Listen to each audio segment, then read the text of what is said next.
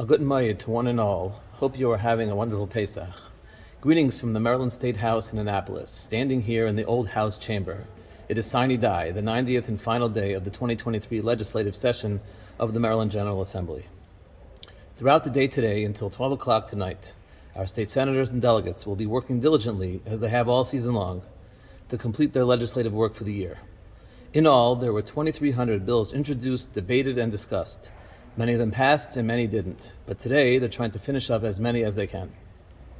After Pesach, I will share a more comprehensive report on the session, but I wanted to take a moment right now just to share a few brief points. As I'm sure many of you have followed, despite a very serious threat to the continuity of the Boost Scholarship Program, we were quite pleased with the outcome that the program will indeed continue and it will be open to new students. There was a slight reduction in the funding this year, but there will still be approximately $9.5 million in scholarships available for the next school year. In total, that's only $500,000 less than it was last year. Boost schools did, however, receive an additional $2.5 million that can be used for nursing and safety costs. Our efforts to make the program permanent fell short once again this year, but we are hopeful that the unprecedented media attention that Boost got across all media platforms will indeed help push it forward next year.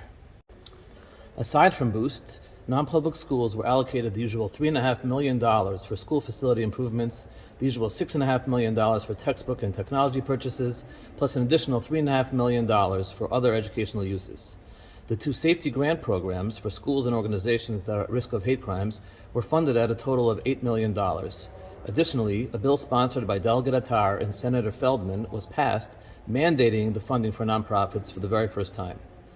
The non-public school busing bill, also sponsored by Delegate Attar, was passed as a task force that will conduct a study during the off-season, and it will recommend a suitable busing program that we hope will become law next year. I'd like to take this opportunity to salute our legislators and their staff for their leadership on so many critical items, and to as well acknowledge our Annapolis partners for the shared work we put in, day out throughout session. Please be on the lookout for info regarding the start of the Boost application period and reminders about the 529 tuition benefits and other items that will be sent out in the coming weeks. And best wishes to you and your families for an enjoyable remainder of Pesach, and take good care. Thank you for listening.